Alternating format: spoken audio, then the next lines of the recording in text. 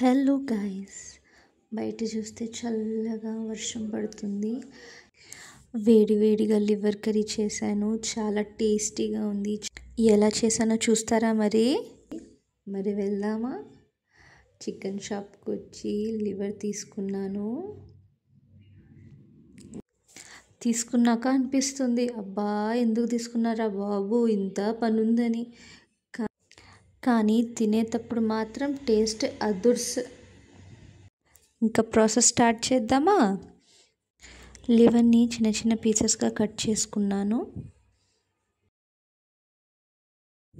ఇలా పైనుంచి వాటర్లో వేసా, కొంచెం లుక్ కోసం. వాటర్లో వేసి క్లీన్ కూడా చేసుకున్నాను. ఇంకా నెక్స్ట్ వెజీస్ కట్ చేసుకుందాం. పచ్చిమిరకాయలు, టమాటా, ఉల్లిగడ్డ. పచ్చిమిరకాయని ఇలా సన్నగా కోసుకున్నా. దాని తర్వాత టమాటాస్ని కూడా, నెక్స్ట్ ఆనియన్ని కూడా అట్లానే పీసెస్గా కట్ చేసుకున్న సన్నగా. నెక్స్ట్ కొత్తిమీర.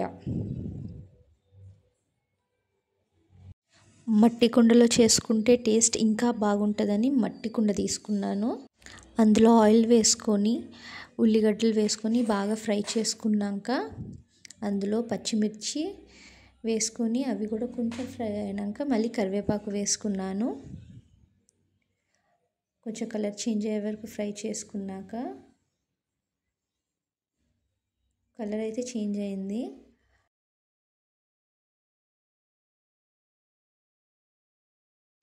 అందులో ఒక్క స్పూన్ అల్లం వెల్లుల్లి వేసాను. అది కూడా బాగా కలిపి ఆ పచ్చివాసన పోయే వరకు కుక్ చేసుకున్న తర్వాత అందులో టమాటా వేసుకుంటున్నా. ఒక్కటే తీసుకున్నాను.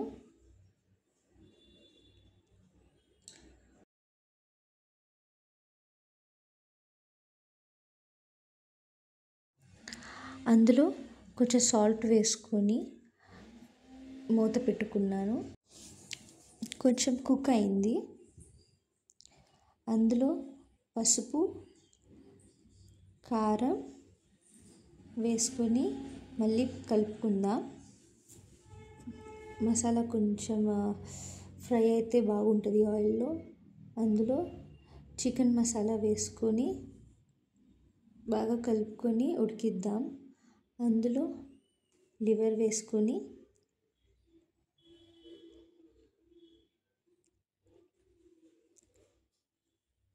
ఆ మసాలా మొత్తం మిక్స్ అయ్యే వరకు కలుపుకుందాము.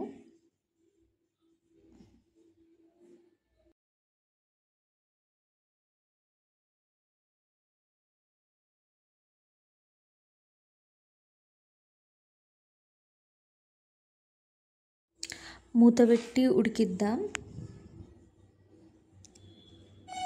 ఇది ఆల్మోస్ట్ ఒక 40% వరకు ఉడికిపోయింది.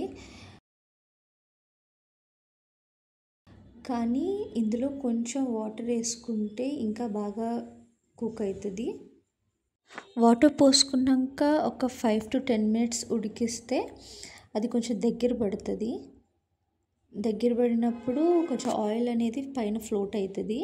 ఆల్మోస్ట్ కుక్ అయిపోయింది. దాని మీద ధనియా పొడి వేస్తున్నా నేను. అది వేసాక ఒక్క 2 minutes ఉంచి కుక్ చేసుకుందాం. లివర్ అయితే బాగా కుక్ అయిపోయింది. కొంచెం కొత్తిమీర వేసుకొని ఇంకా తినేయడమే.